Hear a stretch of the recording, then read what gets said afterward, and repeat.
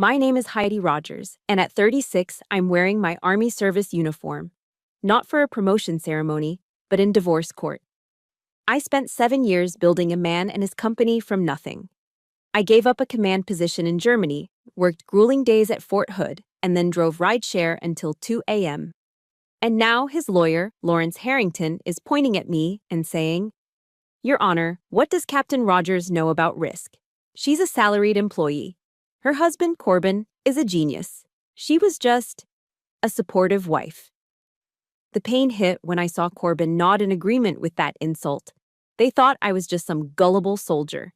They thought they had erased me. But they don't know. They don't know about Austin 7 years ago. They don't know about the 49% business agreement tucked safely in my briefcase. Let me know where you're watching from in the comments. Hit that like and subscribe button if you have ever sacrificed everything for someone, only to be treated like you never existed. This story is for you.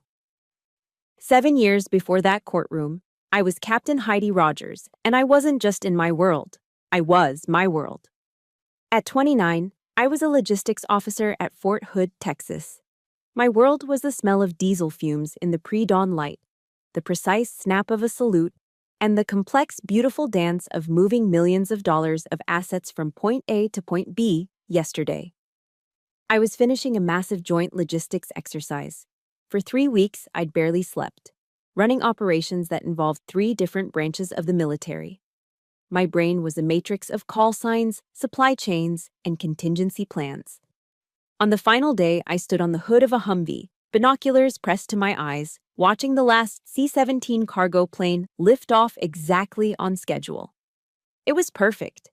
Every piece of equipment, every soldier, every box of MREs, all accounted for, all delivered. An hour later, I was in the cool, quiet office of my commanding officer, Colonel Thompson. He was a mentor, a man who saw the Army not just as a job, but as a craft. "Flawless execution out there, Rogers," he said, not looking up from a file. "You seem to run on a different operating system than everyone else." I just stood at ease. "Thank you, sir." He closed the file and finally looked at me, a rare smile touching his eyes. "The review board agrees. The unofficial word came down this morning. Germany is waiting for you, Captain." My heart hammered against my ribs. "Sir?" "That command position in Landstuhl. It's yours. They want you there by the end of the quarter." "This is the fast track, Heidi. You're the future of Army logistics." I walked out of that office feeling like I could levitate. I was on top of the world. A command position in Europe before 30? It was everything I had worked for. I got back to my quarters, my mind already racing with plans, and I did what I was supposed to do. I called my parents. "That's wonderful, honey," my mom said, her voice tinny over the speaker. "Germany, how exciting. Maybe you'll finally have some time to meet a nice man. You're not getting any younger, you know." I felt that familiar, dull ache. "Mom, it's a command position. It's a big deal." "Of course, dear," she said. "Just, we always hoped you'd find a nice, normal job. Something stable." I hung up, the shine of the moment slightly tarnished. They didn't get it. They never really did. My world didn't have room for normal. Not yet. A week later, my battle buddy, Captain Eva Martinez, kicked open the door to my office. "Rogers, you're coming with me this weekend. I'm not asking." "Eva, I'm buried in pre-deployment paperwork for Germany." "Germany can wait," she snorted, tossing a civilian shirt at me. "You need to see life outside this base. We're going to Austin. My cousin is at some weird tech meetup. It'll be a change of scenery." Weird was an understatement. The event was in a converted warehouse in East Austin, buzzing with energy I'd never felt before. It wasn't the disciplined, focused energy of Fort Hood. This was chaotic, loud, and everyone was talking. Men in expensive sneakers and hoodies, the tech bros Eva warned me about, were clustered together, speaking a language I didn't understand. Burn rates, scalability, disruption. I felt like I was in a foreign country. I was used to uniforms, to clear hierarchies, to people who did what they said they would do. This was different. And then I saw him. He wasn't like the other soldiers I knew. He wasn't like anyone I knew. He was standing in the center of a rapt crowd, charismatic, painting a picture with his hands.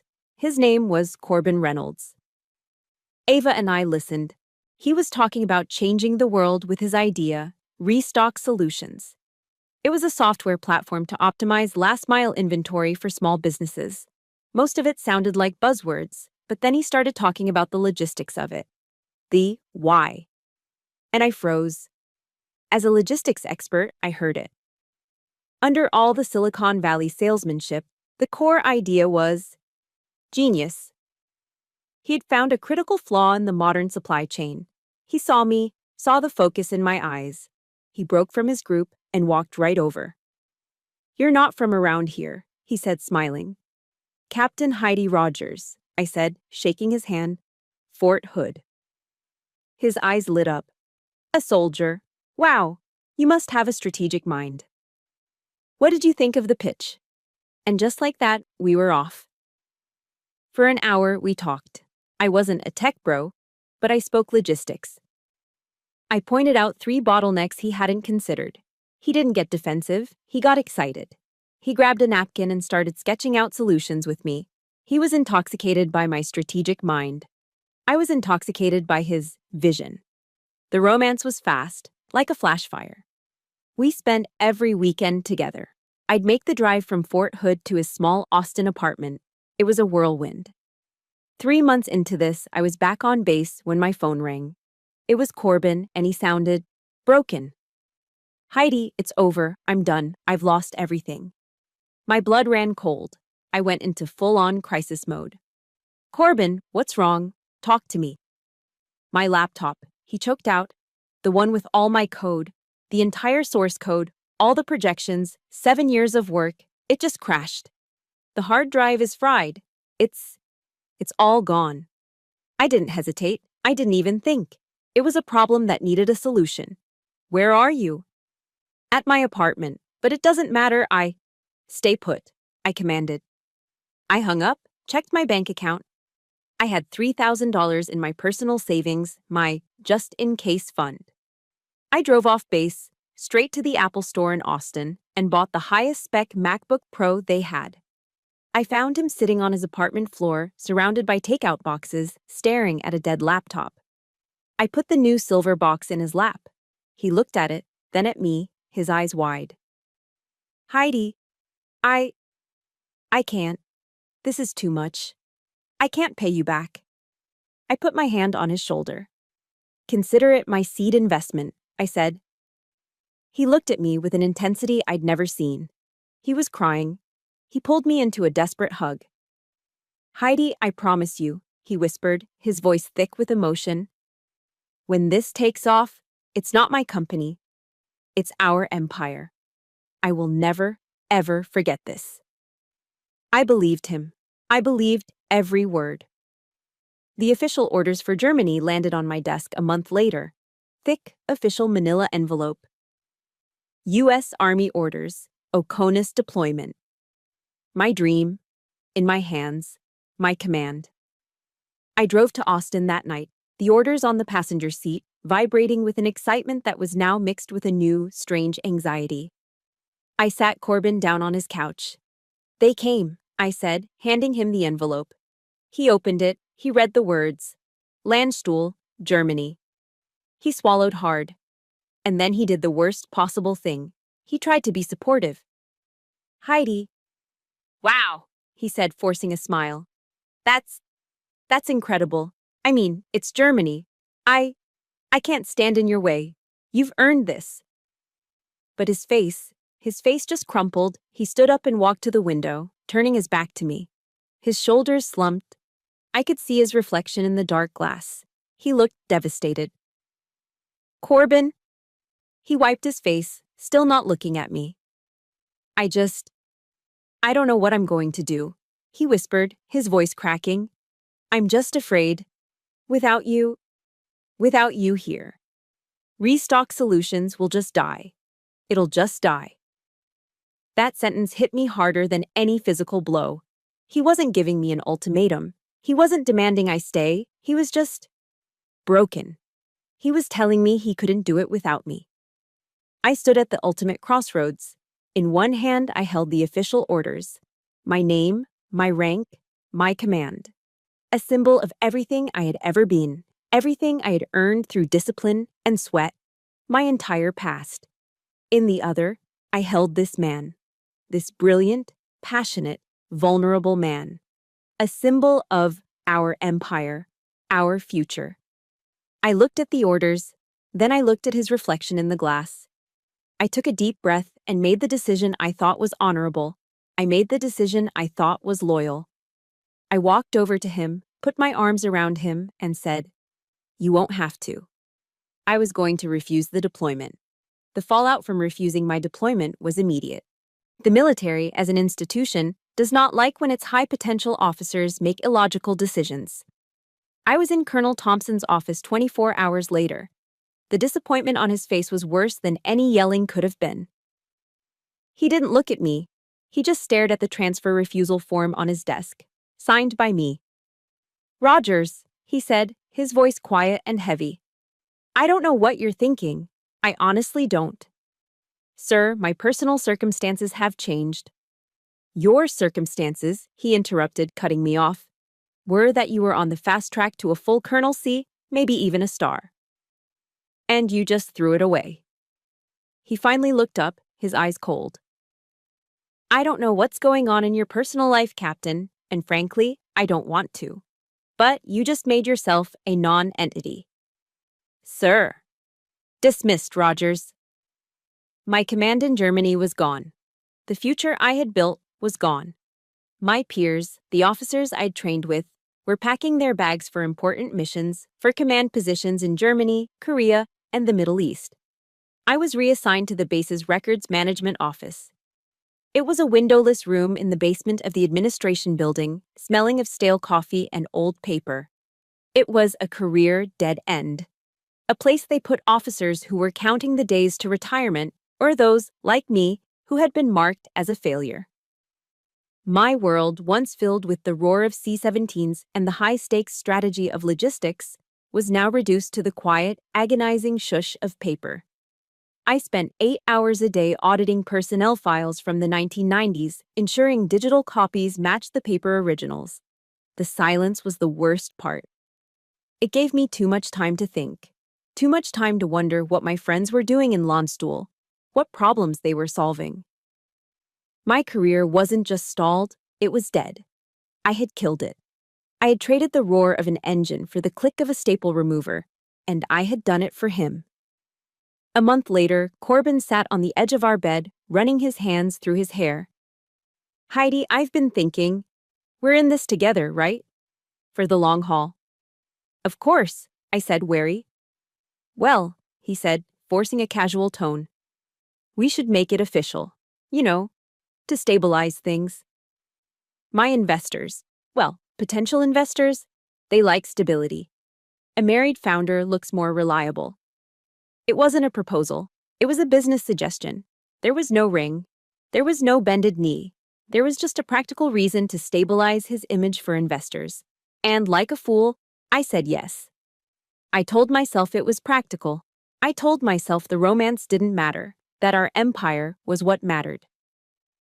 Our wedding took place on a Tuesday afternoon at the Travis County Courthouse in downtown Austin. It was an ugly, sterile building. The ceremony was performed in a small beige-walled office by a justice of the peace who looked bored. The lighting was fluorescent and unforgiving. There was no time to buy a dress. There was no money for a dress. I wore my Army service uniform. The dark blue jacket, the sharply pressed pants. It was the one thing I owned that still felt like me. It was a symbol of my honor, my service, my rank. The only guest was Corbin's mother, Mia Reynolds. This was my first time meeting her. Corbin had always been vague, saying she was a lot. Mia was tall, thin, and dressed in a crisp white linen suit that probably cost more than my monthly salary.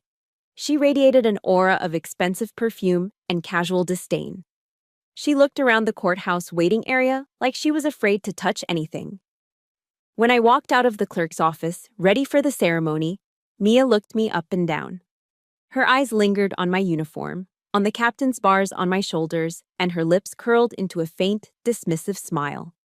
She leaned over to Corbin, loud enough for me to hear. "Son," she whispered, her voice a dry rasp. "I didn't think a uniform was appropriate for a wedding." She paused, then delivered the killing blow. "But then again, I suppose it suits your circumstances." A chill, sharper than any winter wind at Fort Hood, went straight down my spine. She was calling me poor. She was calling me low class. She was taking the one symbol of my identity and turning it into a mark of shame. I looked at Corbin, waiting for him to defend me, waiting for him to say anything. He just gave a nervous, high-pitched laugh. "Mom, come on, be nice, it's our wedding day."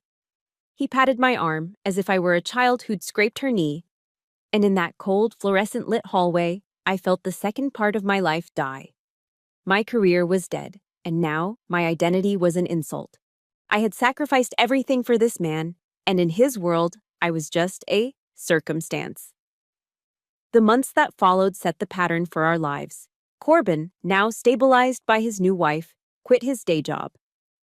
"I have to focus 100% on restock solutions, baby," he announced one night, as if it were a brilliant strategic move. "This is it. We're all in." He was all in. But I was the one paying for it.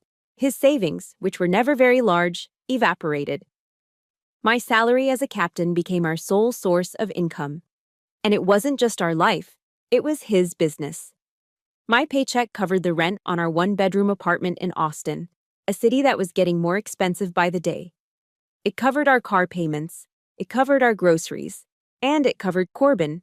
It paid for his laptop, it paid for the software subscriptions, it paid for his networking lunches, it paid for his endless cups of $7 artisan coffee, and, most painfully, it paid for his conference fees. "Heidi, I have to go to this tech summit in San Francisco," he'd say. "The connections are priceless." So I'd transfer another $500 I didn't have, while I sat in my basement office filing records, eating a sandwich I'd packed from home. Whenever I tried to bring up money to express the crushing weight of the pressure, he'd kiss my forehead, his eyes shining with that same old vision. "Heidi, we are investing. This isn't my company, remember? It's our empire. You're my co-founder. You're just the one who's funding it right now." And he'd use that word, our. That magic, manipulative word that made me feel guilty for even asking. I was sinking, and the one person who was supposed to be my partner was the one holding my head underwater. One night, after paying a massive bill for his web hosting service, I felt a wave of panic so strong I had to go outside. I sat on our tiny apartment balcony, the muggy Texas air sticking to my skin. I needed an anchor. I needed comfort. I pulled out my phone and called the one person I thought I could always count on. I called my mom. I tried to explain it. I didn't tell her about the money. I didn't tell her about Mia. I just focused on the sacrifice. "Mom, I'm struggling a little," I admitted, the words feeling like glass in my throat. I wanted to let you know, I didn't take the deployment to Germany. I'm staying in Texas, with Corbin." There was a pause. I waited, praying for, "Oh, Heidi, are you okay? What did you give up?" Instead, what I got was a bright, cheerful, relieved sound. "Oh, thank goodness," my mother exclaimed. "Cha, Heidi, maybe you've finally learned to settle down and be a wife. I was always so worried about that army streak of yours. This is wonderful news. Now you can have a real life." I didn't say anything. "Heidi, are you there, honey? Isn't that wonderful?" I pressed the end button. I sat in the dark, the phone heavy in my hand. I looked at the Austin skyline, and I felt a loneliness so profound, so absolute, it felt like I was suffocating. No one understood. My command thought I was a failure. My mother-in-law thought I was trash, and my own mother thought I had finally done something right by throwing my life away. The sacrifice wasn't just unappreciated, it was invisible. It was just me, all alone. And the crushing, terrifying realization settled in. With Corbin not working, the only thing keeping our empire from disappearing, The only thing keeping us from being homeless was my one single dwindling captain's salary. And it wasn't going to be enough. That absolute loneliness I felt on the balcony became my fuel. My captain's salary wasn't enough. Not for a life in Austin, and certainly not for funding a tech startup. The panic I felt that night solidified into a grim, cold, logistical plan. I'm a soldier. When a supply line is broken, you build a new one. When one isn't enough, you build 3. So began the next 7 years of my life. This wasn't a life. It was a schedule of exhaustion. My alarm went off at 5 a.m., not for a mission, but for my own mandatory PT. I would not lose my body, even as I was losing my mind. By 7 a.m., I was at my desk at Fort Hood. That windowless basement, that stale coffee. 9 hours of auditing personnel files, my brain. A brain that had managed multi-million-dollar logistics, numbed by the sheer, crushing pointlessness of it. I'd click, scan, and file from 7 a.m. to 4 p.m. At 4:01 p.m., I was in my car, changing out of my uniform into civilian clothes at a gas station bathroom. At 5 p.m., I'd be home, standing in the kitchen. Dinner was a protein bar, swallowed in 3 bites. At 6 p.m., I was back in my car. I'd flip on the rideshare app. For the next 4 hours, I was Heidi, your friendly Austin driver. I'd navigate the traffic on I-35, pick up drunk college students from UT, and ferry tech bros to expensive dinners I was paying for. 6 p.m. to 10 p.m. At 10:30 p.m., I'd be back home. At 11 p.m., I'd open my personal laptop. This was job number 3.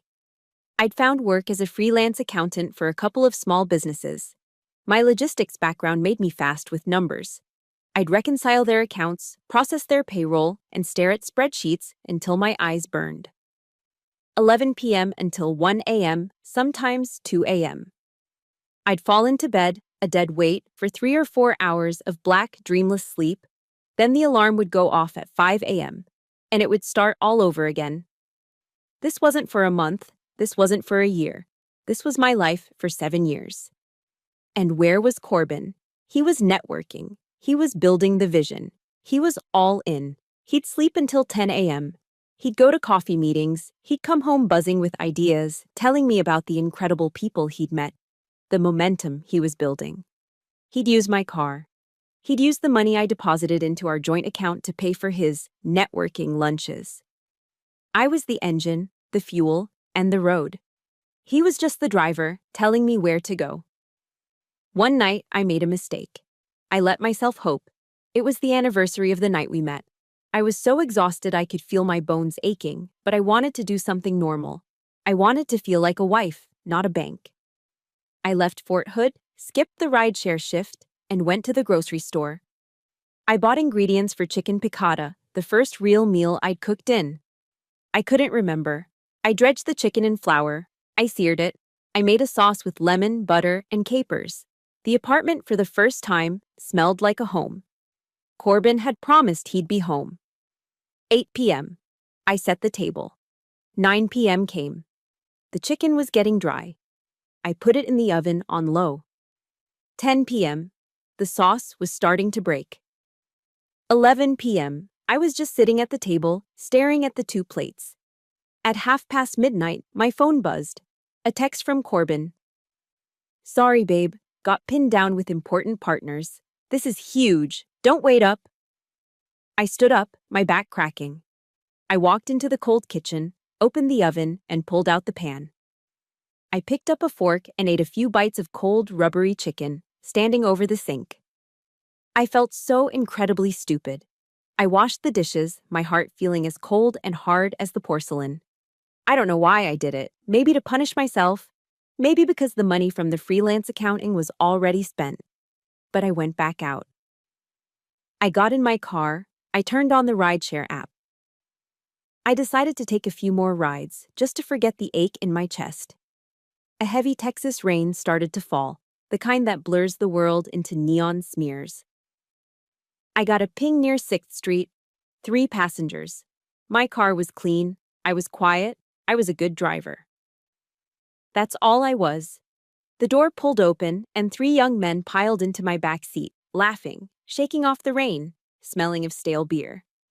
The interior light flashed on, illuminating my face for just a second. One of them, the one directly behind me, went quiet. He stopped laughing. "Oh my God," he breathed. My blood turned to ice. I knew that voice. "Captain Rogers," he whispered, his voice full of a disbelief that cut me deeper than Mia's insults. Is that really you?" I froze. My hands locked onto the steering wheel at 10 and 2. I looked in the rearview mirror. It was Sergeant Miller. Not just any soldier, my Sergeant Miller.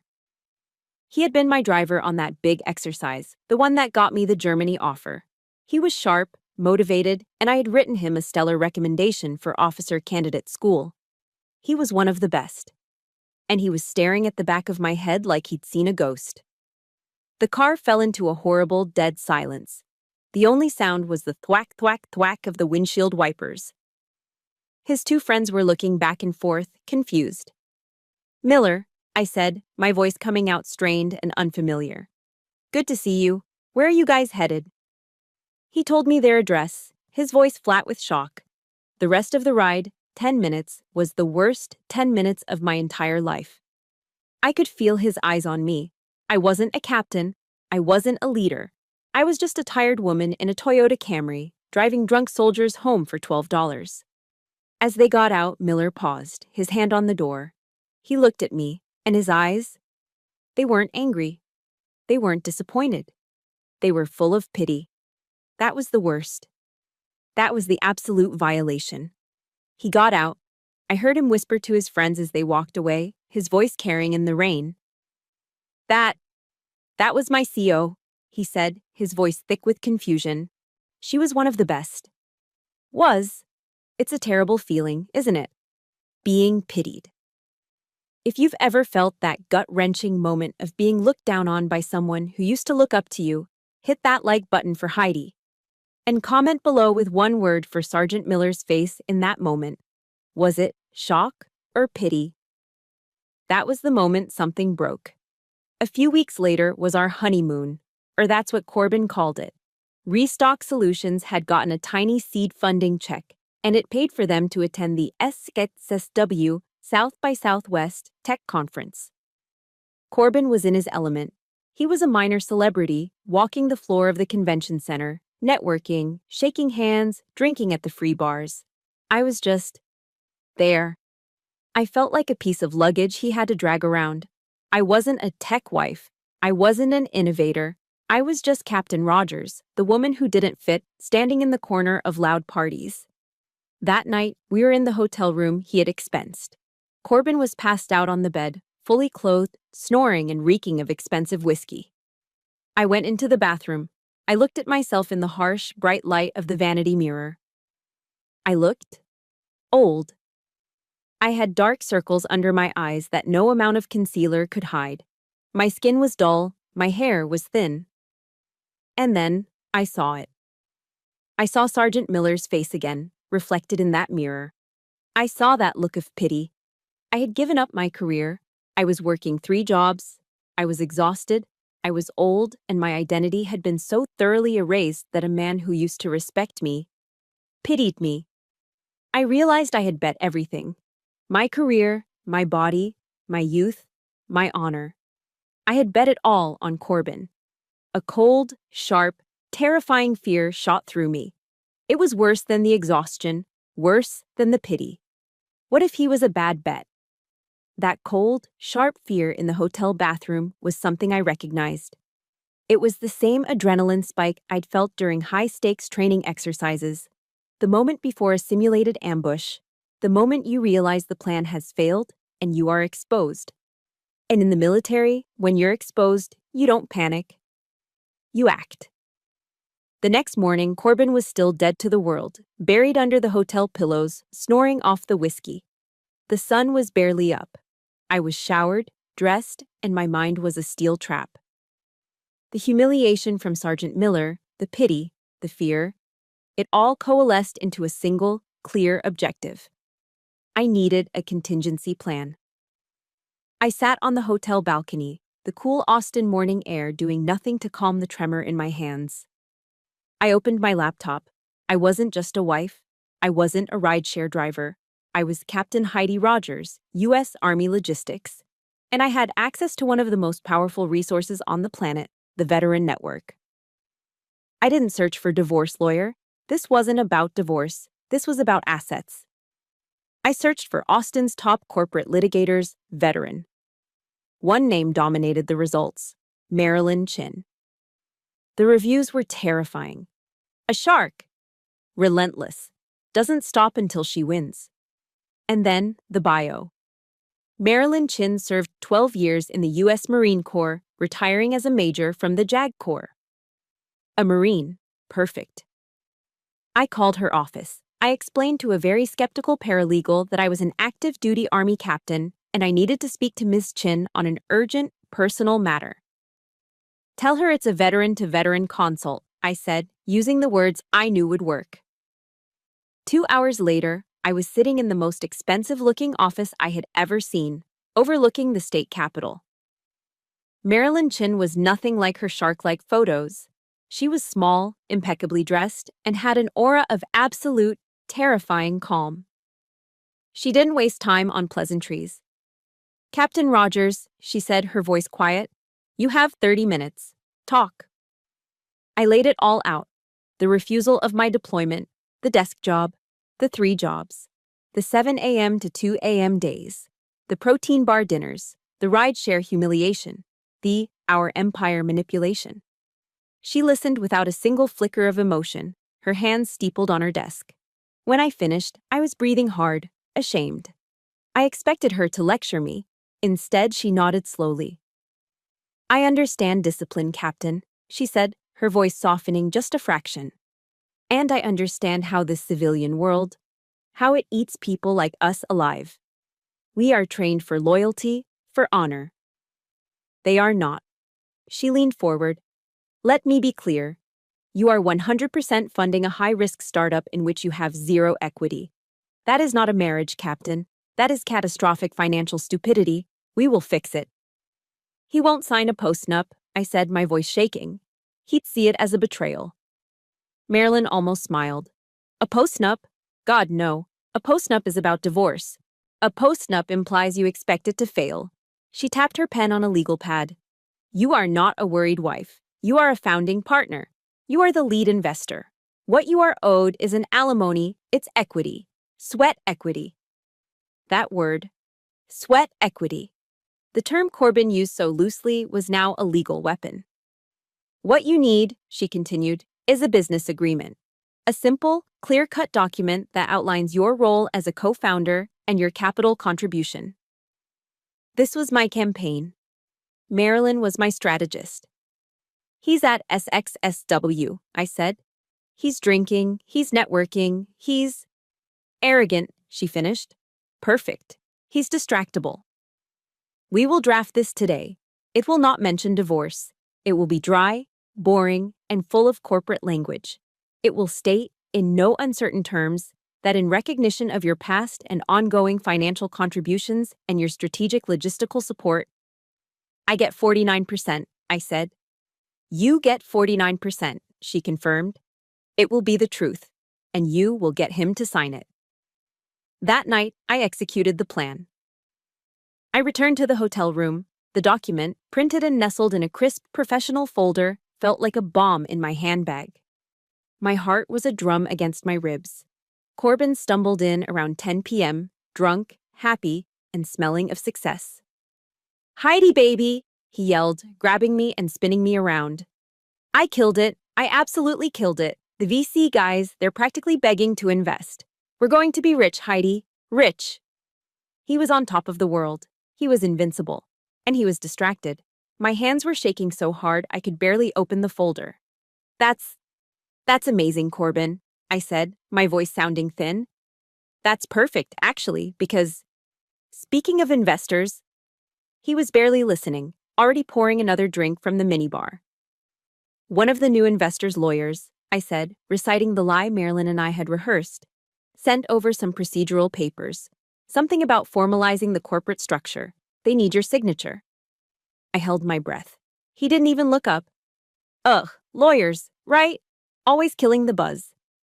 He grabbed the folder from me, flipped impatiently to the last page, and scrawled his name across the signature line. He didn't read a single word. There, he said, tossing the folder on the bed. He raised his glass. To us, baby. To our empire. To us, I whispered, my stomach churning. The moment he stepped into the bathroom to shower, I moved. My military training kicked in. I snatched the document. I checked the signature. It was legal. I slid the folder into a hidden compartment in my laptop bag, zipped it shut, and shoved the bag deep into the hotel closet. The all clear. The objective was complete. I should have felt relief. I should have felt smart. Instead, I sat on the edge of the bed and felt the most profound, crushing wave of guilt I have ever experienced in my life. I was a U.S. Army captain. My entire identity was built on a code of honor, loyalty, integrity. And I had just lied. I had deceived the man I loved. I had used his trust, his arrogance, and his drunkenness against him. I felt dirty. I went into the bathroom, turned on the shower to cover the sound, and I sat on the cold tile floor and cried. I cried for the woman I used to be, the one who believed in honor, the one who saw the best in people. I told myself it was just a contingency plan, a piece of paper I would never use. I promised myself that as soon as Corbin's company took off, as soon as our empire was real and we were safe, I would take that piece of paper to a shredder. I would tear it into 1,000 pieces. I hoped to God I would never, ever need to use it. That secret document sat in my bank's safe deposit box, untouched, for all those years. I let myself feel guilty about it for a while, and then I just forgot. The grind was too intense. The 5 a.m. alarms, the 2 a.m. bedtimes, the endless spreadsheets, and the weekend rideshare shifts all blurred into one 7-year-long day. Then, in the 7th year, the text message came. I was at my desk in the Fort Hood basement, auditing a file, when my phone buzzed. It was from Corbin. We got it, $8 million. We're in. I stared at the screen. I didn't understand. I read it again. $8 million. I stood up from my chair, my legs shaking. I walked to the women's restroom, locked myself in a stall, and I sat down. And I cried. I cried for 7 years of exhaustion. I cried from a place of such profound, bone-deep relief that I thought I might collapse. Finally, I whispered to the empty stall. It's over. I can rest. I drove home that day in a daze. I wasn't a rideshare driver. I wasn't a freelance accountant. I was the co-founder of an $8 million company. I was going to quit my desk job. I was going to sleep for a week. When I got home, I found Corbin pacing in the living room, a bottle of champagne in his hand. We did it, he shouted, popping the cork. We did it, I cried, hugging him. We can finally buy a house, a real house. Corbin's smile tightened. He pulled back, his energy shifting. Heidi, don't be naive, he said, his voice suddenly businesslike. This isn't a lottery ticket. This is fuel. Every single penny has to be reinvested back into the company. We have to scale. Now is when the real work starts. I was confused. But, Corbin, I'm so tired. I just want to... Stop. I want to quit the ride-sharing. I want to quit the desk job. He looked at me, not like a wife, but like a confused employee. Why would you do that? He said, genuinely baffled. We're not taking salaries yet. The investors want to see us lean. Don't you get it? Every penny has to be reinvested. You still have your army salary, right? That's perfect. That keeps us stable. The blood drained from my face. The finish line I thought I had crossed. It wasn't a finish line. It was just a mirage. Nothing had changed. Except everything was about to change. Restock Solutions exploded. Within a month, we moved out of our cramped apartment and into... Well, he moved into a lavish, gleaming glass office in the new Frostbank Tower downtown. Corbin was now Corbin Reynolds, CEO. He hired a CFO. He hired a sales team. And he hired an executive assistant. Her name was Rebecca Morgan. And the first thing I learned about her, because he mentioned it constantly, was that she was a Stanford graduate. I met her at the official office launch party. I had taken a half day off from Fort Hood, and I showed up in what I thought was a nice, simple black dress. The office was packed with Austin's tech elite, men in expensive, custom-made shirts, and women who looked like tech bloggers. And in the middle of it all was Rebecca. She was young, probably 24, and wore a sharp, tailored white suit. She was running the entire event, clipboard in hand, laughing easily with the investors. She was the very picture of the successful Silicon Valley-style woman that Mia had always wanted for Corbin. Corbin finally saw me, waved me over. "Rebecca, come meet my wife, Heidi." Rebecca turned, and her eyes did a quick, dismissive scan, from my simple dress to my sensible shoes. It was a look that took 2 seconds and made me feel worthless. "Oh," she said, her smile bright and plastic. "Hi, Heidi. It's so nice to finally meet you. Corbin rarely talks about his personal life. It's just work, work, work, you know." She leaned in, as if sharing a secret. "Can I get you something? A water? A white wine?" She was treating me like a lost guest, like I was someone's plus one, not the woman who had funded the very computer this company was built on. I tried to find my footing. I saw the CFO standing nearby.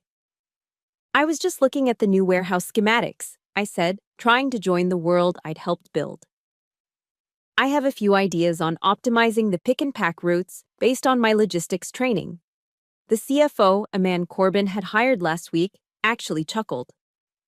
"Thanks, Captain," he said, patting my arm in a way that made my skin crawl.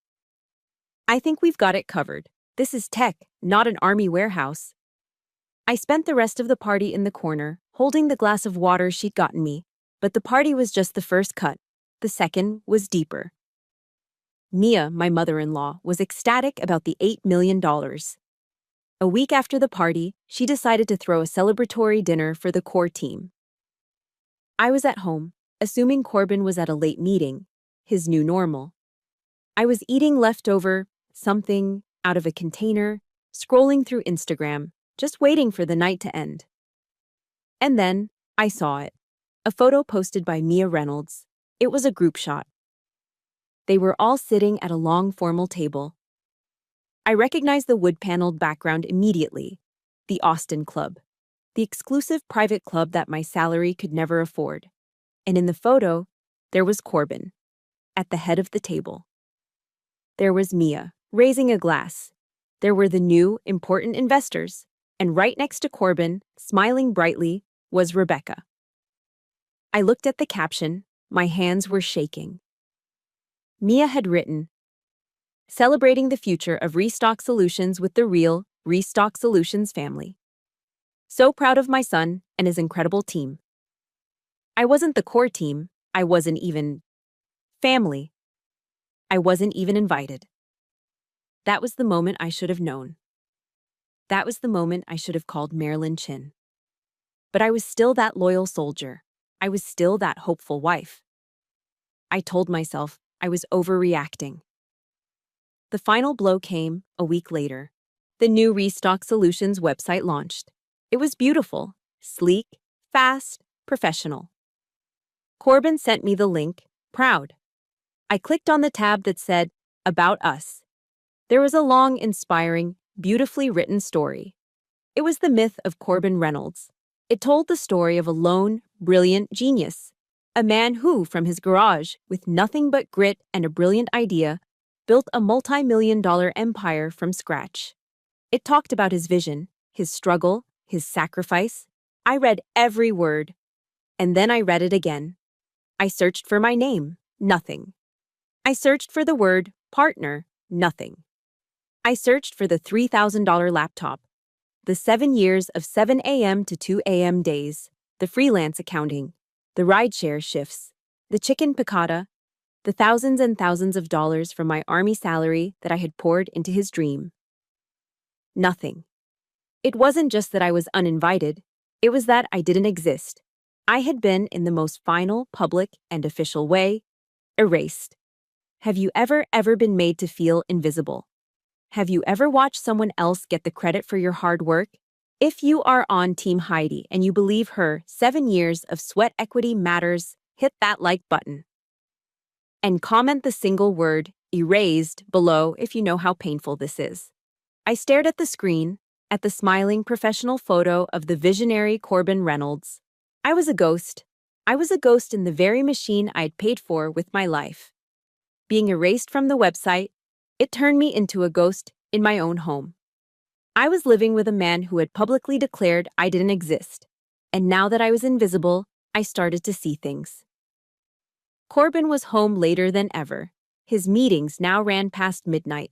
He started sleeping in the guest room, claiming he didn't want to wake me with his late-night calls. He bought new clothes, expensive shirts I'd never seen. And he came home smelling of a strange perfume. It was a heavy, floral, expensive scent. Not my style at all. And then there was his phone. The phone that used to be tossed on the kitchen counter was now his closest ally. It never left his pocket. If he showered, it was on the bathroom counter. If he slept, it was on the nightstand, face down. Always face down. I was living in a psychological thriller, watching for clues, my stomach in a constant cold knot. The suspicion was making me sick. But the truth was so much worse. It was a Tuesday. 3 a.m. Corbin had come home late and passed out, not in the guest room, but on the living room couch. He was still in his expensive jeans. I walked out to get a glass of water, and I saw it. His phone wasn't on him. It was on the coffee table, face up. And as I stood there, in the dark, the screen lit up. A text notification. From Rebecca S. My heart stopped. It just stopped. I didn't breathe. I didn't move. The preview on the screen read, "When are you dumping the old army wife? I'm tired of hiding." I couldn't feel my hands. I picked up the phone. His thumbprint was his birthday. I opened it. The message continued. "I'm tired of hiding, Corbin. She's irrelevant. You said it yourself." My vision blurred. I scrolled up. I scrolled and I scrolled and I scrolled. It wasn't weeks. It was months. Months of them in hotels. Months of them laughing about me. Photos. Inside jokes. Rebecca. Does she still think she's a co-founder? That's so sad. Corbin. It's complicated, babe. She's delicate. Rebecca. I'm not delicate. I'm just bored. Handle it. And then I saw the message that broke me. The one that shattered the last microscopic piece of my soul. Corbin's reply to her, "Soon. I just have to move the last of the money." She served her purpose. She served her purpose. Purpose? I wasn't a wife. I wasn't a partner. I was a purpose. I was a bridge he'd built with my money and my body and my 7 years of sweat, and now that he was safely on the other side, he was ready to burn me. The nausea I felt was acidic. I dropped the phone on the couch as if it were on fire. The woman who felt that pain. She wanted to crawl into a hole and die. But the captain, the intel officer, she was awake. The next day, I didn't cry. I didn't yell. I went to my desk at Fort Hood, and from that basement, I started to dig. It's amazing what you can find when you have the discipline of an intel officer and the rage of a woman scorned. He wasn't just cheating, he was preparing. He was arrogant. He used his own name. I found the public records. He had leased a new private apartment, not just any apartment, a penthouse, at The Independent, that insane Jenga-looking luxury tower in downtown Austin. I looked at the dates. He'd been paying the $15,000 a month rent for 3 months, all while I was still driving ride shares and worrying about our grocery bills. He had already moved his money. He had already built his new life. I was just the last piece of trash to be taken out. I went home that night. I found him in the kitchen, casually drinking a craft beer, looking at his new, glorious life on his laptop. I didn't speak. I just walked up to him, and, with a flick of my wrist, I slapped him across the face. The sound was sharp. A loud pop that echoed in the silence of the apartment we'd shared. My hand stung, vibrating with 7 years of rage. Corbin just stood there. He didn't yell. He didn't even look surprised. He slowly raised a hand to his cheek, where a red print was already forming. He looked at me, and his eyes were completely, terrifyingly cold. He wasn't the man I'd met. He wasn't even the man on the website. He was a stranger. "You're becoming boring, Heidi," he said, his voice flat. "So predictable." "The Independent, Corbin?" I whispered, my voice shaking. "A penthouse?" He actually sighed, like I was the inconvenience. "So you know," he said. He shut his laptop. "Good. That makes this easier." We're done," he said. "Look at you, Heidi. You're just stuck. You're always talking about honor and discipline and duty. You're an army mule. You don't fit in my world anymore." He motioned toward his new, shiny life. "Rebecca? She gets it. She's fast. She understands me. You're just baggage." "Baggage?" I screamed. "I paid for all of this." "You invested," he corrected me, his voice like ice. "And it was a good investment. But your term is over. We're done." He walked past me, went into the guest room, and started packing a bag. He moved into the Independent that night. The next 2 weeks were a blur of gray. The silence in the apartment was a living thing. I went to work. I came home. I stared at the wall. I was numb. I was waiting. Then, it happened. I was at my desk in the basement. My colleagues, other soldiers, were all around me, doing their own pointless work. A man in a cheap-looking suit walked into the office. He looked out of place. "I'm looking for Captain Heidi Rogers," he said, loud enough for everyone to hear. My head snapped up. My colleagues turned. They were all staring. I raised my hand, my body cold. "I'm Captain Rogers." He walked over to my desk. He didn't smile. He pulled a thick envelope of papers from his satchel. "You've been served," he said, dropping the papers on my desk. In front of everyone, in front of my peers, my colleagues, my subordinates. In the one place I had any shred of dignity left. He turned and walked out. The office was silent. I could feel 20 pairs of eyes on me. I grabbed the envelope, my hands shaking so badly I could barely hold it. I stood up, walked to the women's restroom on legs made of jelly, and locked myself in the stall. Divorce papers. I ripped them open. My eyes scanned the legal jargon. And then I saw it. The settlement. He was offering... I had to read it 3 times. I thought it was a typo. $50,000. $50,000. It wasn't a settlement. It was a tip. It was a pity payment. It was what he paid for 3 months of rent at his new penthouse. It was his final valuation of my 7 years, my 3 jobs, my honor, my body, my entire life. $50,000. The nausea I'd felt in the living room came roaring back. I leaned over the toilet and I dry heaved. I retched and gagged, but nothing came up. Because there was nothing left. I was empty. I don't know how I got home from Fort Hood that day. I don't remember the drive. I don't remember walking into my apartment. I spent the next 3 days in what I can only describe as a gray fog. The dark night of the soul isn't a poetic expression. It's a place. It's a cold, soundproof room, and I was in it. I didn't eat. I didn't sleep. I just sat. I sat on the couch in the silent, empty apartment, still in my uniform from the day I was served. I stared at the wall. The $50,000 wasn't an insult. It was an execution. It was Corbin's final declaration that my 7 years of life, my career, my body, my purpose, was worth a down payment on a luxury car. Everything I had ever believed in had proven to be a lie. I looked at the awards on my bookshelf. I looked at my Army Commendation Medal. I looked at the Meritorious Service Medal. They meant nothing. I had built my entire life on a code: honor, loyalty, integrity, commitment. And what did it get me? It got me publicly humiliated in front of my soldiers. It got me erased. It got me replaced by a girl from Stanford. It got me a $50,000 pity check. My loyalty wasn't a virtue. It was a fatal flaw. My honor wasn't a strength. It was a weakness that he had exploited from the day he met me. I had sacrificed my entire career for a con artist. I was a fool. A broken, pathetic, empty fool. On the third day of the fog, I finally moved. I was numb. I felt like I was moving underwater. I started to clear out Corbin's things, though he hadn't left much. Just some old clothes, some books. I was on my hands and knees in the bottom of the closet, pulling out old boxes, when my hand brushed against something I hadn't seen in years. It was a stack of books from before Corbin. Back when I had time to read. And on the top of the stack was a book I'd bought ages ago at a shop on South Congress, The Gifts of Imperfection, by Brené Brown.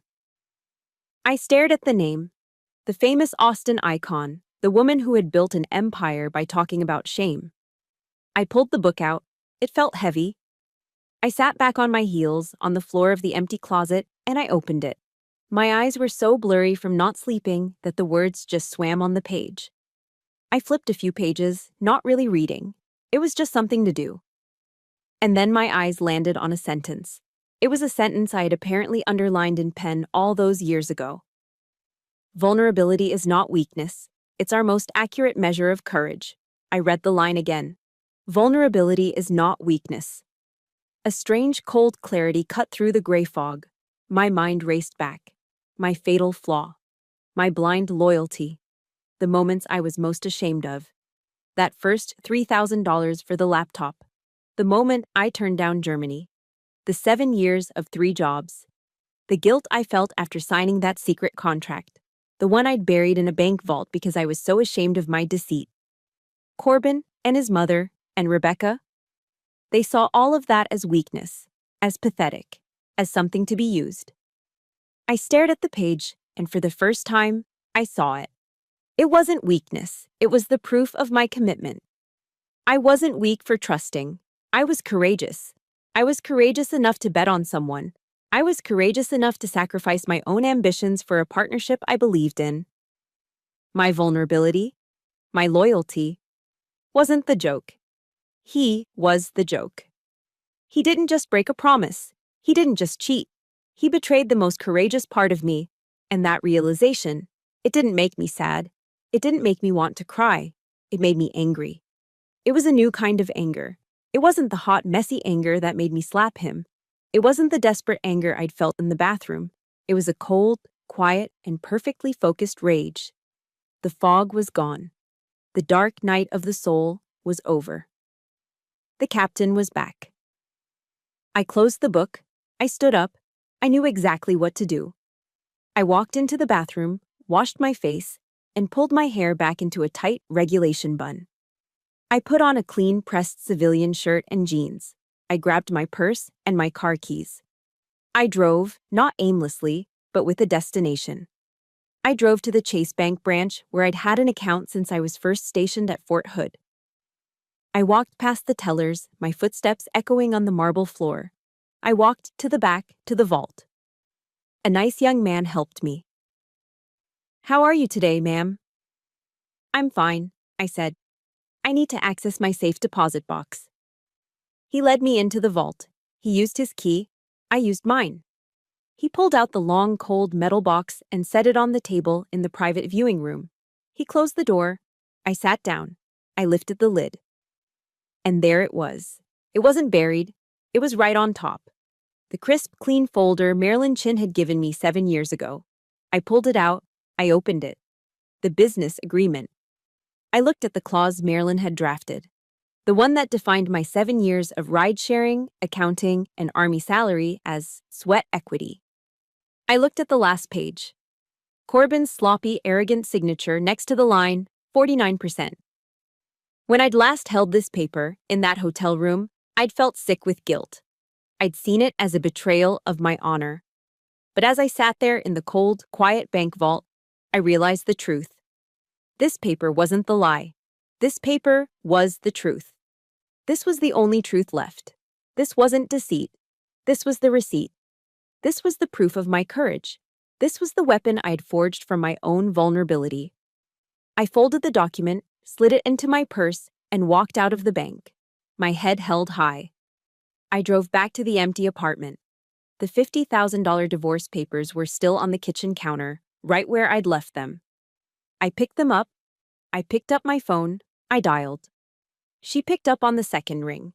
Her voice was exactly as I remembered, sharp, calm, and no nonsense. Marilyn Chin speaking. I took a deep breath. The last bit of the old Heidi fell away. Marilyn, this is Captain Heidi Rogers. There was a pause, a beat of recognition. Captain, she said, her voice warming just a degree. It's been a long time. I was wondering if I'd ever hear from you. I'm sorry it took so long, ma'am, I said. I'm holding a $50,000 settlement offer in my hand. Marilyn actually laughed. A short, sharp, ha! Is that so? She said. Yes, ma'am. He thinks I'm just a supportive wife. He thinks I've served my purpose. Marilyn's voice went cold, just like mine.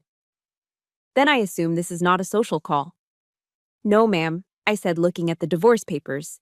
It's time to launch the counteroffensive. I could hear her smile through the phone. It's time, I said, to show them what happens when a logistics officer plans for war. The day of the hearing, I woke up before my 5 a.m. alarm. I didn't need it. I was already awake. That cold, focused rage from my conversation with Marilyn had been simmering for weeks. Today was the day. I didn't look at my old, tired desk job uniform. I went to the very back of my closet, to the garment bag I hadn't touched in years. I put on my Class A Army service uniform. The dark blue jacket, the light blue trousers, the polished brass. I pinned on my ribbons, the Meritorious Service Medal, the Commendation Medals. I fixed my captain's bars onto the shoulders. I looked in the mirror. This uniform wasn't a costume, as Corbin's lawyer had implied in his filings. It wasn't pitiable. It was my armor. It was me. I drove to the Travis County Courthouse in silence. Marilyn Chin was waiting for me on the front steps, holding a sleek leather briefcase. She wasn't in uniform, but she wore a dark, severe suit that had the same effect. She looked at me, gave a single, sharp nod, and we walked in. The courtroom was small, sterile, and cold. Corbin was already there. He was wearing an obnoxiously expensive Italian suit, looking like the cover of a tech magazine. Beside him sat Rebecca Morgan, looking young, sharp, and nervous. And in the front row, like a queen holding court, was Mia Reynolds, her face a mask of bored superiority. And then there was their lawyer, Lawrence Harrington. He was exactly what you'd expect. $5,000 suit, a gold watch, and a smile that didn't reach his eyes. Marilyn and I sat at our small table. We were outgunned and outnumbered. It didn't matter. We had the truth. The morning was a blur of legal arguments. Harrington was a shark. He was smooth, charming the judge, painting a picture of Corbin as a lone visionary. Your Honor, Harrington said, his voice dripping with false sincerity, my client, Corbin Reynolds, is Restock Solutions. He is a visionary, a genius. He took an idea and, with his own sweat and his own risk, built an $8 million company from nothing. He then turned, slowly, to look at me. He pointed. And what of Captain Rogers? A fine soldier, I'm sure. But what does a soldier know of risk? What does a salaried government employee know about the terrifying sleepless nights of the private sector? She had a pension. She had health care. She had a guaranteed paycheck. He walked towards me, his voice low and condescending. Her entire career is based on following orders. We are here to talk about building a business, Your Honor. Not following a manual. Captain Rogers was a supportive wife, but a partner, a founder. The claim is, frankly, insulting to the real entrepreneurs of this city. My blood was boiling. I felt my hands clench into fists under the table. I felt the heat rise in my face. This was the attack from my nightmare. He was using my service as an insult. I looked at Mia. She was nodding, a smug little smile on her lips. This was their story, the narrative they had built. I was just the dumb, loyal, military mule. Then it was Corbin's turn to testify. He took the stand, swore the oath, and transformed. He became the brilliant, wounded, misunderstood genius. Mr. Reynolds, Harrington asked, Did your wife, Captain Rogers, ever contribute to the strategy of restock solutions? Corbin let out a small, sad-sounding sigh. I love Heidi, he said, actually managing to look sorrowful. I always will. But no. She just wouldn't understand.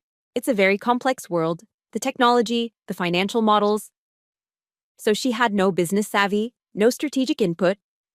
No, Corbin said, shaking his head. She's a soldier. She's a logistics officer. She's not an entrepreneur. I mean, her contribution was her salary. And I was grateful for that. But that was it. She never had a real job in the business world. He looked at me, his eyes full of fake pity. It was 100% my company, my idea, my work. I built it. I looked at him. The man I had driven for, the man I had turned down Germany for. He was lying, under oath, without a single flicker of hesitation. I felt Marilyn's hand on my arm, a silent, stay calm. The court took a brief recess. When we returned, Harrington rested his case, looking impossibly proud of himself. Does the respondent have any witnesses? The judge asked. Just one, Your Honor, Marilyn Chin said, standing up. I'd like to call Mr. Corbin Reynolds back to the stand for cross-examination. Harrington's smile faltered for a second. Corbin looked annoyed, but he swaggered back to the witness box. Marilyn was a different creature from Harrington. He was a performer. She was a sniper. She approached the box, her hands clasped behind her back. Mr. Reynolds, you just testified, under oath, that Captain Rogers had absolutely no strategic input into restock solutions. Is that correct? That's correct, Corbin said, confident. She wouldn't know where to begin. You also testified that it was 100% your company and 100% your idea, correct? Yes, absolutely. And that her only contribution was her salary as a supportive wife? Yes. Marilyn smiled. It was a thin, dangerous smile, the smile of a Marine who has the enemy in her sights. Then, Mr. Reynolds, she said, her voice suddenly cutting through the room, perhaps you can explain this document to the court. She turned to me. Captain. I stood up. I picked up my own, identical leather briefcase. I clicked it open. I removed a single, bound document. Marilyn took it from me, walked to the judge, and handed her a copy. For the court. She handed a copy to a suddenly very pale Lawrence Harrington, and she placed the final copy in front of Corbin Reynolds. Mr. Reynolds, Marilyn said, can you identify this document? Corbin stared at it. His arrogance was gone. His face was white. I don't, he stammered. Allow me to help, Marilyn said. This, Your Honor, is a business agreement, not a prenup, not a postnup, a business agreement drafted 7 years ago in Austin, Texas. The room was dead silent. I could hear Harrington shuffling papers. His confidence completely evaporated. This agreement, Marilyn continued, outlines in detail the specific financial contributions of Captain Heidi Rogers. But more importantly, Your Honor, it defines her 7 years of support as sweat equity for her specific contributions to the company's logistical strategy. She let the words hang in the air. And Mr. Reynolds, she said, turning to him, is that your signature on the final page? Corbin was staring at his own name. He was visibly shaking. Is it or is it not your signature, sir? Yes, but... And can you please read for the court the clause right above your signature, the one regarding equity distribution? Corbin just stared, mute. He seems to have trouble reading it, Your Honor, Marilyn said. I'll read it for him. She turned to the gallery, to Mia, to Rebecca. It reads, in consideration of the aforementioned financial and strategic contributions, Heidi Rogers is hereby granted a 49% stake in Restock Solutions. The sound Mia Reynolds made was a strangled gasp. Harrington jumped to his feet. Your Honor, this is an ambush. This document it's fraudulent. It's notarized, Mr. Harrington, Marilyn said calmly, and we have the email logs from that night to prove receipt. I was drunk, Corbin suddenly yelled from the stand. She tricked me. I was drunk at SXSW. I didn't know what I was signing. Marilyn Chin just looked at him. She let his pathetic excuse echo in the silent, stunned courtroom. Then she turned back to the judge. Your Honor, she said, the respondent rests. Corbin's pathetic excuse, I was drunk, hung in the air for what felt like an eternity. Lawrence Harrington, his face pale and slick with sweat, was already trying to motion for a mistrial, an appeal, anything. But it was too late. The bomb had gone off. Judge Eleanor Mackenzie, the woman they had tried to charm, looked down at Corbin from the bench. Her face was pure granite. She didn't even give Harrington the courtesy of a full response. She just raised her hand. That is enough, Mr. Harrington. I have heard the testimony. I have reviewed the evidence presented by both sides. This court will recess for 1 hour, after which I will deliver my judgment. She struck the gavel, and the room exploded. Corbin was still sitting in the witness box, looking like a ghost. Rebecca had run out of the courtroom, pushing past reporters. And Mia Reynolds. She was screaming at Harrington, her face a mask of purple rage. Captain, Marilyn said, her voice calm in the chaos. Let's get some air. We walked out to a private hallway. The adrenaline from the showdown was fading, and my legs suddenly felt like they weighed 1,000 pounds. I leaned against the wall, the exhaustion of 7 years hitting me all at once. You did it, Captain, Marilyn said, allowing herself a small, satisfied smile. You held the line. You did it, Marilyn, I said. My voice was hoarse. We did, she corrected. Now stay sharp. The battle's won, but we still have to secure the field. An hour later, we were back in our seats. The room was packed. The press had smelled blood. Judge Mackenzie entered.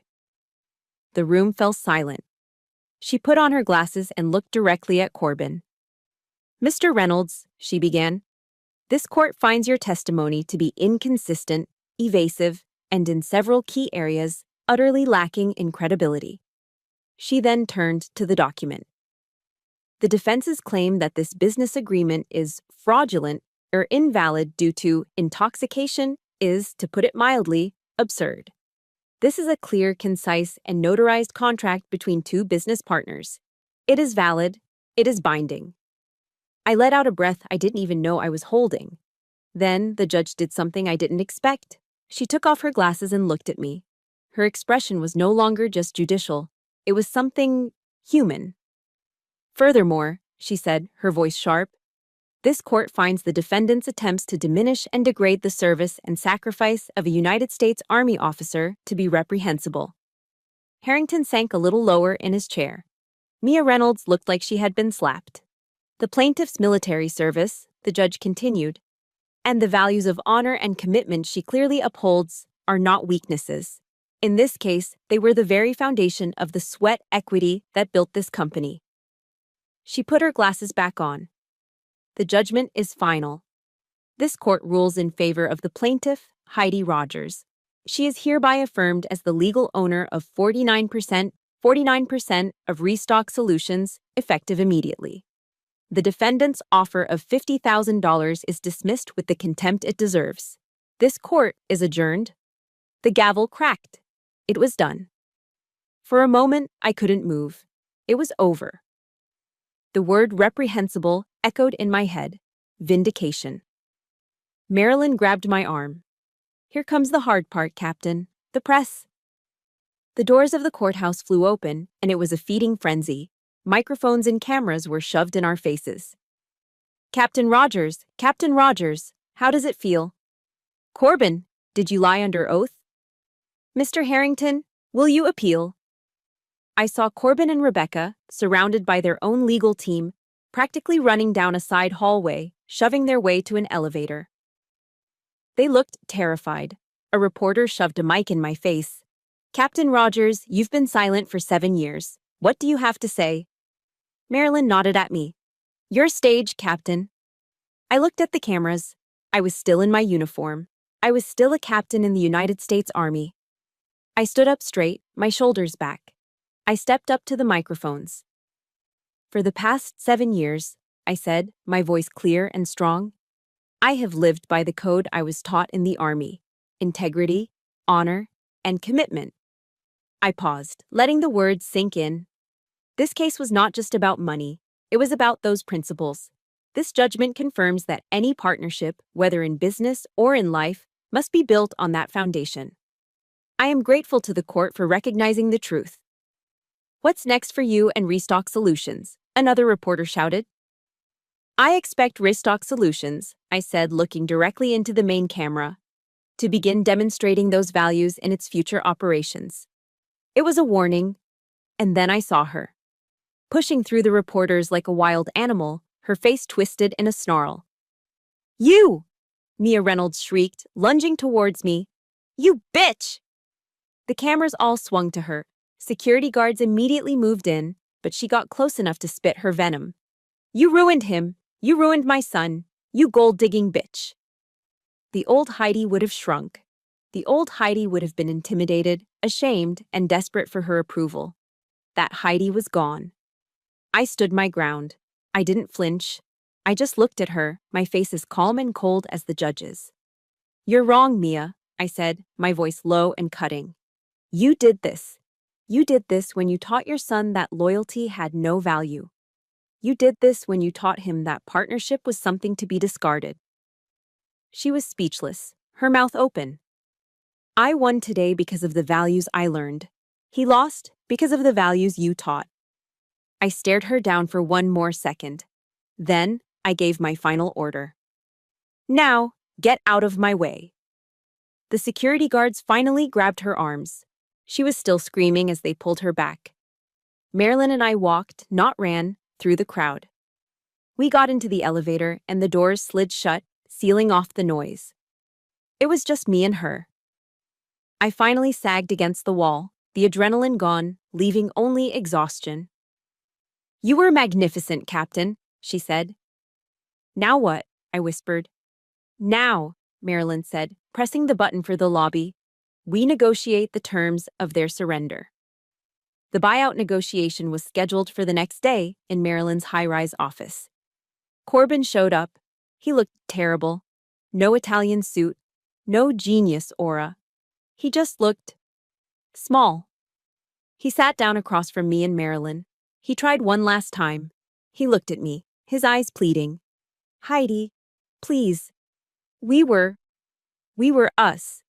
Don't do this. We can fix this. Think about everything we had. Before I could even speak, Marilyn Chin cut him off. She slid a single piece of paper across the table. Mr. Reynolds, she said, her voice like ice. Captain Rogers is not here to discuss us. She's here to discuss the buyout of her 49% stake. This is the number. Corbin looked down at the paper. His eyes went wide. The number was astronomical. It was 49% of the full $8 million valuation, plus damages, plus interest. This is impossible, he whispered. This will ruin me. This will liquidate everything.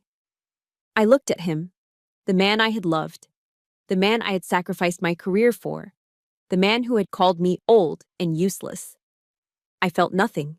No anger, no love, no pity, just empty. This is not a negotiation, Corbin, I said, my first and only words to him. This is the price. You have 48 hours to have your new investors wire the funds, or we start proceedings to liquidate the company's assets. We are done. He stared at me, finally understanding. The supportive wife was gone. The captain was giving an order. He didn't have a choice. He had been so desperate to prove I wasn't a partner. And in the end, by proving I was a partner, he had lost everything. It took 6 months for the wire transfers to complete and the last legal document to be signed. The buyout was finalized. Corbin Reynolds and his company, Restock Solutions, were officially out of my life. The day the final transfer hit my account, I didn't feel joy, or triumph, or anger. I just felt that same emptiness. The war was over, the field was cleared, and I was alone in the silence. I finished my remaining time at Fort Hood, signing the last of my discharge papers. I was given an honorable discharge for my years of service. I packed up my small apartment. I looked at the $50,000 divorce papers, the ones that had started all this, still pinned to my corkboard. I took them down, and I left them in the trash. I took the money that was legally and morally mine, and I left Fort Hood and the Army behind. I didn't know who I was without the uniform. I didn't know who I was without Corbin. I was just Heidi. It was terrifying, and it was the beginning. 1 year later, I'm standing in an office, but it's not a gray cinder block room at Fort Hood. This office has floor-to-ceiling windows overlooking the Austin skyline. The walls are a calm, soft white. The furniture is minimalist and modern. And on the glass door, in simple, elegant lettering, it reads, Rogers Strategic Solutions. My office. My company. I'm standing at a whiteboard, sketching out a supply chain.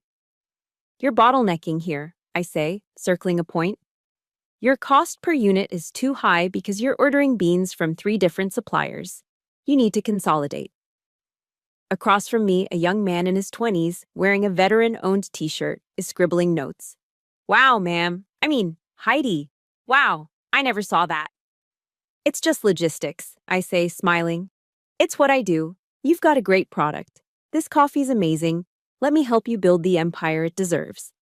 He's a young Marine vet trying to build a coffee company from the ground up. He reminds me of the good parts of the dream, the passion, the vision.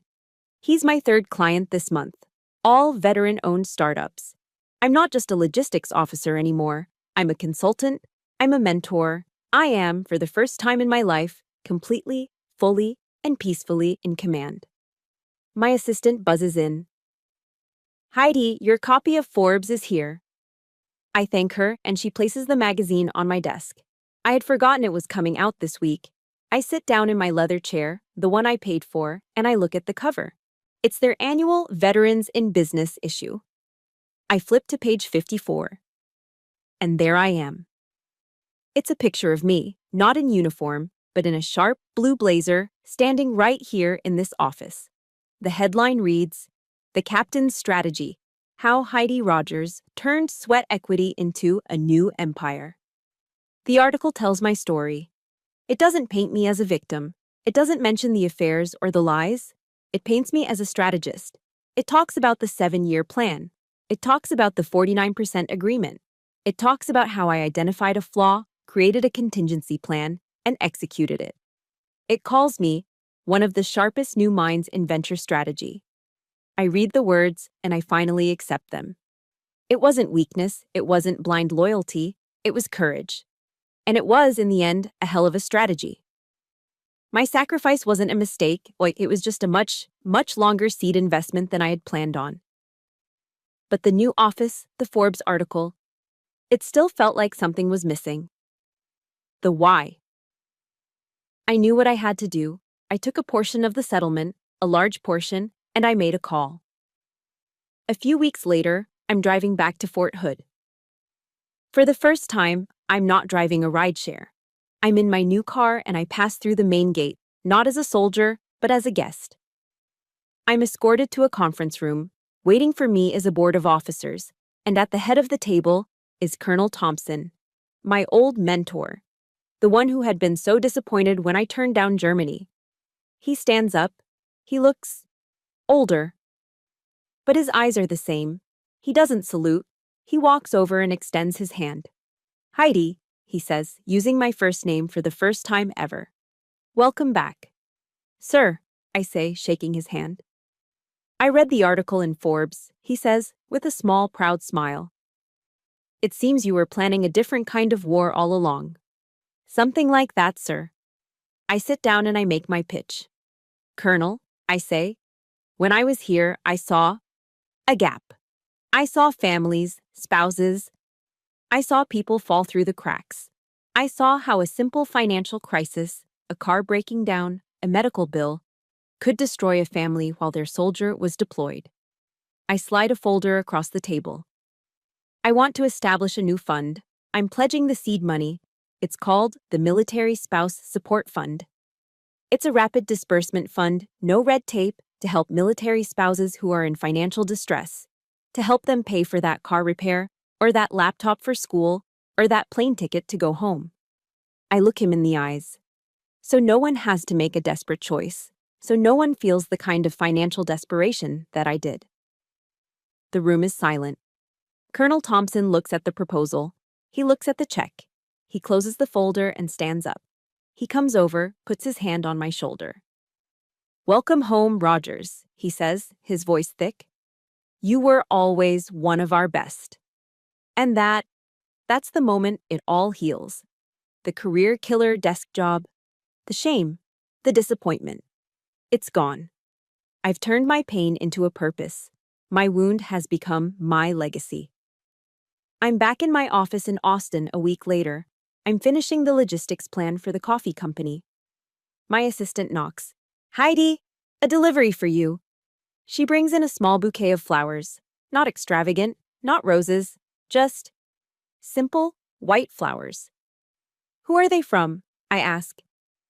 "The card just has a C on it," she says. My blood doesn't run cold. My heart doesn't hammer. It doesn't do anything. She places them on my desk. I look at them. I pick up the small white card. It's written in his familiar, arrogant handwriting. "Congratulations. You deserve it." C. I hold the card. I think about the man who wrote it, the man I drove rideshare for, the man who called me useless, the man who tried to buy my life for $50,000. I don't feel anger. I don't feel hate. I don't feel sadness. I don't even feel forgiveness. I feel nothing. I am completely, totally, and absolutely empty of him. He's just a name from a previous life, a file from a closed case. I turn in my chair. I hold the small card over the shredder. I let it go. I listen to the quiet, mechanical zzz as the machine does its work, turning his final words into meaningless strips of paper. I turn back to my computer. I pull up the logistics chart for the coffee company, and a small, real smile touches my lips. I am free, and I am just getting started. Thank you for listening. My story wasn't just about winning in court. It was about finding my worth when everyone tried to erase it. I had to learn to stop looking for validation and build my own dawn. If this story resonated with you, if you've ever had to fight to be seen, I see you. Please comment "worthy" below if you believe in turning pain into purpose. It means the world to know I'm not alone. And please like this video and subscribe for more stories of resilience and justice. You are not alone.